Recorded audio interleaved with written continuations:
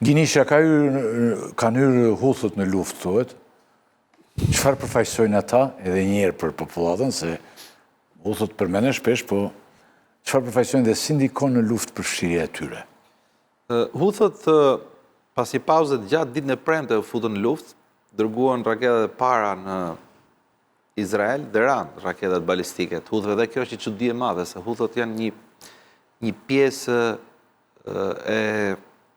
që ndodhet në Yemen, kanë luftuar me Arabinë Saudite, janë krijuar shumë vonë si lëvizje, janë shumë pranë regjimit Iranit, madje është pjesa më e fortë e Iranit, po themi, janë shumë më të fortë se sa Hizbullahu në Liban apo milicit shiite në Irak. Huthët është një problem shumë i madh, zoti Rakibi, sepse sa janë ata kështu si? Kanë kërcënuar, Huthët janë aq sa mund të bësh luftë pafund, se nuk janë ushtri organizuar, nuk janë shtet. Luftuan për të bërë një ndarje të territorit dhe nuk arritën. Janë më shumë rebel. Tani janë si pirat. Lidhur, po, rebel. Piratë, prishin rrumës e të janë sulmuar pa fund, mirë po aftësitë e tyre ushtarake thuajse janë të paprekura në ç'kuptim, sepse nuk janë ushtri që mund goditen, siç e tha zoti Abilegaj. Ato relievi ndihmon shumë, sepse është një relev malor dhe mund t'i fshehin, godasin dhe nuk zbulohen nga goditen. Mund të krijojë një krizë shumë të madhe, sepse edhe në aspektin e luftës madhe ndërmjet Shtetet Bashkuara të Amerikës, Izraelit dhe Iranit, sepse ngarkon gjithë sistemin kundëreror dhe të luftës Shtetet Bashkuara të Amerikës, duke nisur raketat është një distancë gati 2000 metra nga Jemeni për në Izrael, kështu që ngarkohet. Edhe kaq dhe sistemi mbrojtës nuk ka mundur të frenoj goditet e Iranit, imagjino të futen edhe Huthët në lojë. Nga ana tjetër është problemi. Cilët janë futur apo jo? Janë futur ditën e premte, edhe vazhdojnë kanë goditur. Nëse kemi lexuar lajmet e fundit, po. Ai që ka frikë është nxyllja. Jo, Irani po fut adoleshentët si terrorist. Irani. 16, 18, 14 deri në 18. Ju kujtohet edhe në luftën Iran-Irak ata i kanë pas. Dhe nëse adoleshentët ekspertët spaku që e njojnë, janë problem, se s'ki si i kontrolon, as s'ki si i trajton. Shiko, Huthët janë ekspertë e këto adoleshentë njerë. Pjesa më madhe ushtrisë Huthë janë adoleshentë, ta themi shu. Po edhe në Iran nuk është ndonjë çudi, megjithatë unë mendoj që Irani si ka kapacitete pafund. 1 milion njerëz janë vullnetarë, ato që përmendon, 1 milion ushtarë.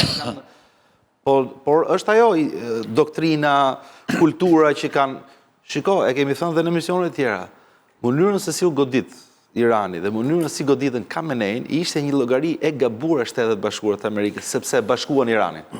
E bashkuan Iran tani nuk ka zë kundër. Duhet ta pranojmë dhe këtë pjesë. Prandaj ka rënë dhe ideja që mund të nxisë në lëvizje të brendshme, radhë ideja që mund ngrejmë kurdët. Megjithatë, futja e Huthëve për t'u rikthyer pyetjes, futja e Huthëve është një rrezik tjetër i madh edhe në kuptimin e ekonomisë globale, sepse Irani kërkon nëpërmjet Huthëve të bllokojë Bab Mendeb.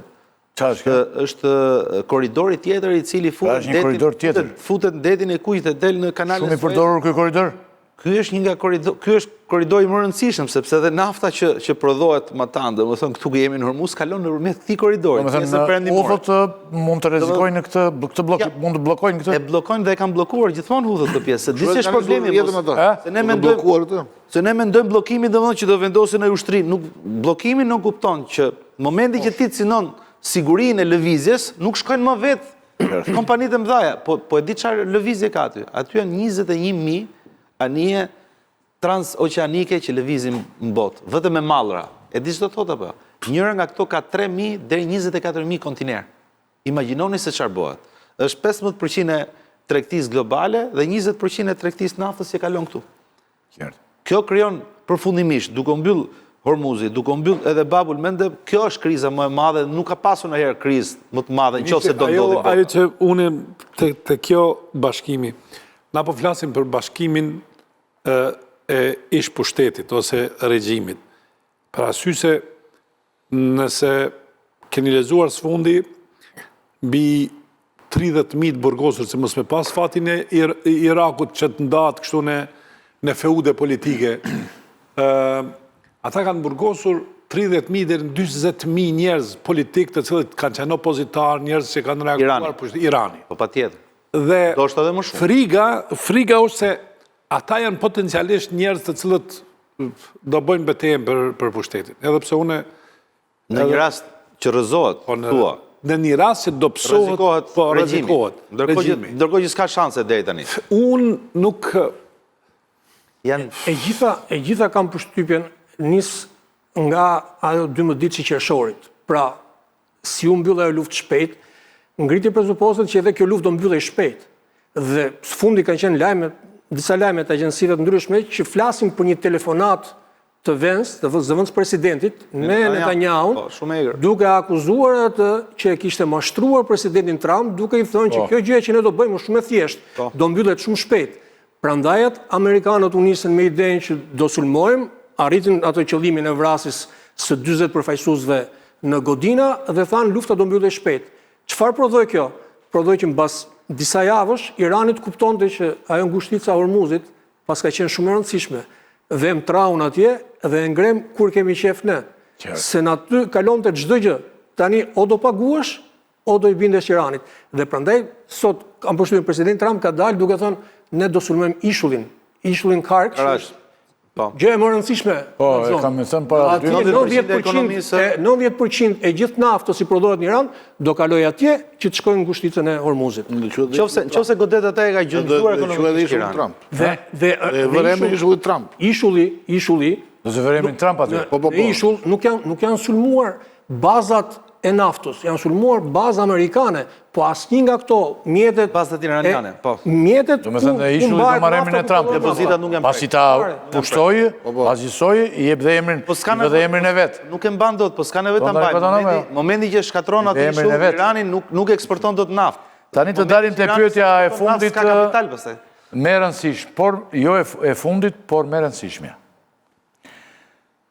Nëse kjo luftë vazhdon, por edhe deri tani, por edhe nëse vazhdon, sa po thellohen pasojat ekonomike, çfarë pritet në vijim, sepse shumë ekspertë thonë që ditë të zeza po vinë për botën.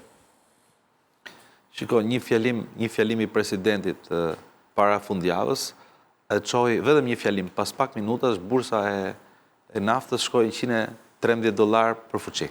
Vetëm një fjalim.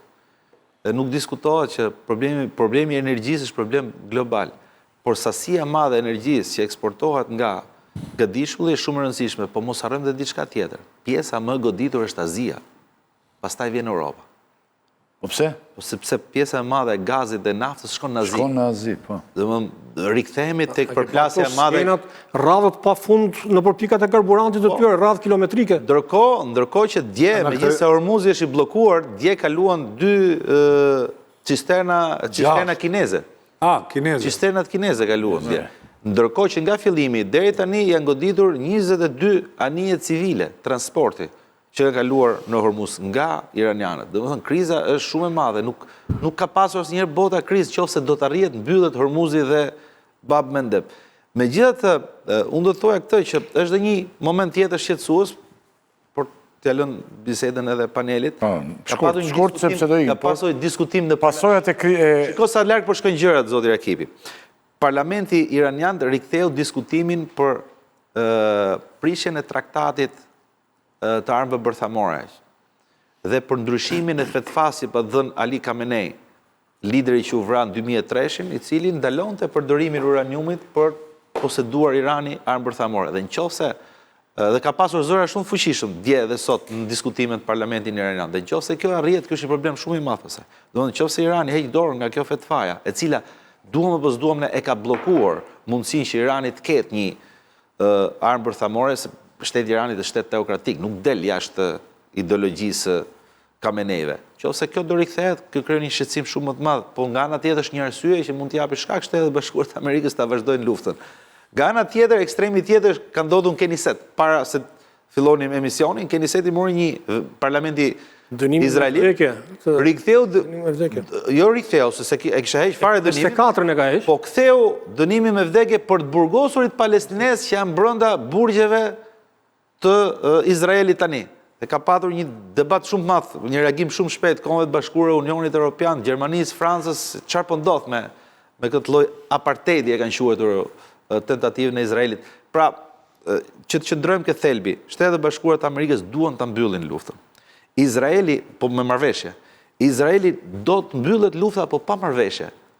Do të ketë vetëm një armë pushim, me idenë që të krijojë vetes vetë hapësirë për ta rifilluar prapë. Izraeli e di shumë mirë që Irani nuk mbytet dot me një goditje dhe ajo e konsideron Iranin rreziku më të madh ekzistencial. Ndërkohë nga ana tjetër, Irani me gjithë armiqësi që ka krijuar edhe me vendet e gadishurit, se kemi anashkaluar në vendet e gadishurit janë më të qefmbetura dhe më të goditura deri tash, fqinjit e vet arab. Dhe Irani vetë tani Garda Republikane e gjen veten në një luftë për mbijetesë.